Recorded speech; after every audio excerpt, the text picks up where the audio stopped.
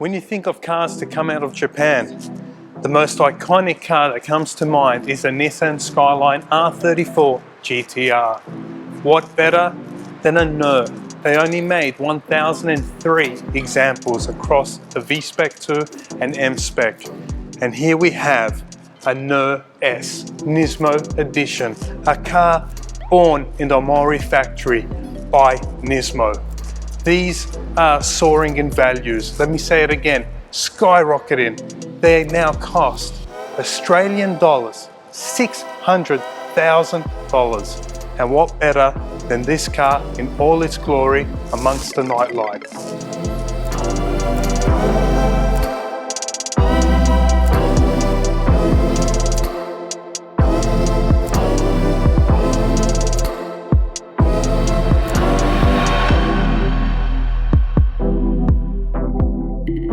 Being a Nismo built car, it comes with a Nismo air intake, Nismo inlet collector, Nismo air manifold, Nismo Omori factory strut brace, and being a NUR, it comes with the gold valve covers and that special gold fin plate.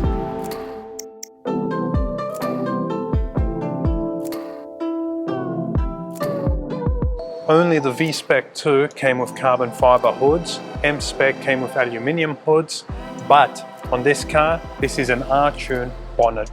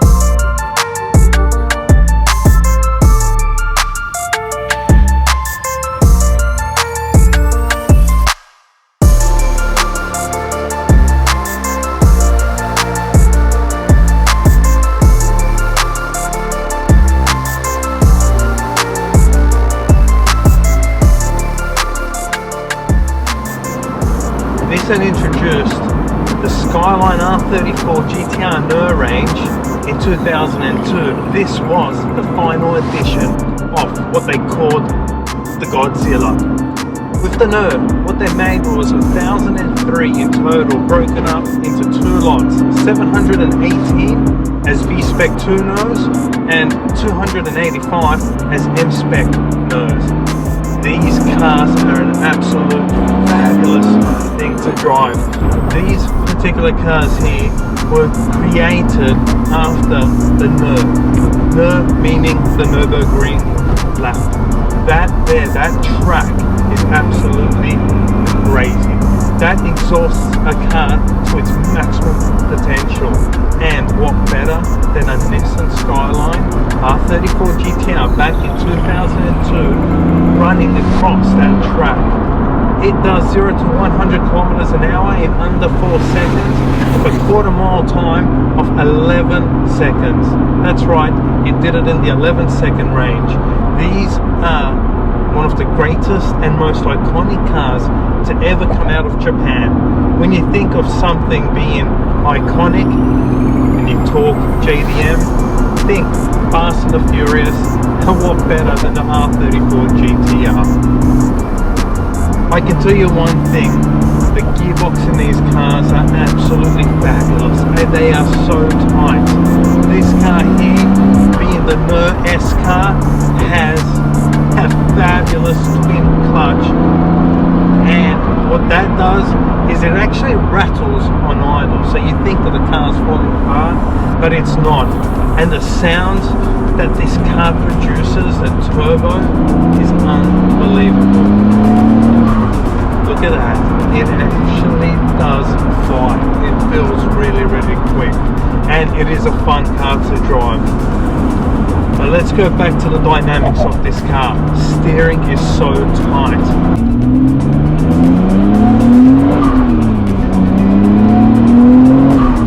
Oh, this car does fly. So what this car is it's a Nismo NUR S. So it's built by the Omori factory. It went in there as soon as the car was new.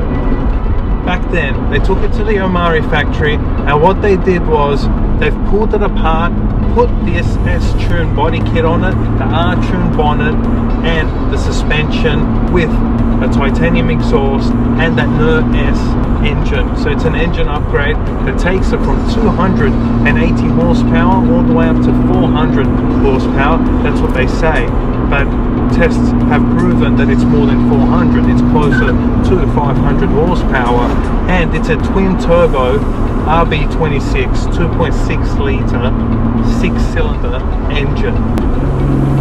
So what gave this car such fame and made it so iconic is the Fast and the Furious series. You could say that is what pinned this car to the map. That's what put this car in the history books, and that is why today generations that were young back then when that movie first came out in the early 2000s, they're now in their late 30s, 40s, and they're buying these cars. This is the car that they want. So think Toyota Supra twin turbo, the Skyline R34 GTR, the RX-7. That is why prices are skyrocketing right now. And not to mention the NSX. Everybody loves the NSX. Unfortunately, it never made its appearance in those movies, but it's still a gorgeous car and still remarkable. That brings us back here to what they used to call the GODZILLA. The GODZILLA name was first given to the R32 GTR when that was beating all the cars around here in Australia on the racetracks, Bathurst and other tracks, where in races it beat all the Holdens, Fords and every other marques that were entered into the race. But fast forward now to 2020, people are still adoring these GTRs. The R34 in particular, that is the most iconic, hands down. Everybody talks about it so much. It's the car that is so redefined. It actually changed all aspects of what people thought of Japanese cars. It was the actual special car. It was the car that provided so much enthusiasm. When you think a JDM car, that's the first thing that comes to mind, and everybody loves these R34s. Let me tell you, the appreciation of values and prices skyrocketing in the world right now. 600,000 Australian dollars for a car like this. We could go buy a Lamborghini or a Ferrari. Hey, it's a tough choice. There's so many factors pushing the prices up. These cars are slowly becoming legal in America. Then you've got people based in the UK that are getting into these cars. You've basically got the whole world competing to purchase these cars today. These are special, no matter what anybody says. Regardless, this is the most iconic Japanese car. It's the R34 GTR. It was the car that they created to beat all other cars. It was a car that went rivaled head to head, toe to toe with the likes of Ferrari, Porsche, Lamborghini back in its time, and it was still quick. It held its own. And right now, they're still quick, and they still feel fabulous to drive. The seats are comfortable. The suspension is hard and firm. The steering is very tight, precise, linear, exactly how I love it. The throttle is tight, no fly-by-wire, there is no driver aids, nothing whatsoever. The only thing that assists you is you yourself, your hands and your feet. No traction control, absolutely nothing. This is a manual raw drive, and that is what defines this car, and that is what makes this car so iconic today, and that is the reason why a lot of people want these cars, because you can no longer buy cars like this. They are special, and to me it feels very, very, very special.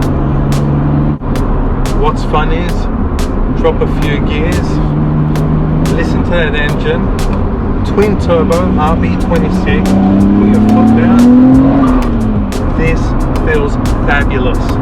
It is a car that you would crave to drive on the weekend or late at night. You will decide to take this car and leave the Ferrari in the garage. You'll swap, you alternate between different cars. But this still feels like the car that you want to go back to and drive, because it is raw. And that is all I could say, and that is why prices are going to continue to climb, because one day you never know where they may be. But a car like this, the Nismo built NUR S, is very special. They say that there's only a handful in the whole world, or let's say 2 handfuls, but that's it. They're numbered, they've got their own serial numbers on them, and they've got their own compliance plate straight from Omori factory in Japan. That is the official Nismo factory. So what better and what more could you want than a car built by Nismo?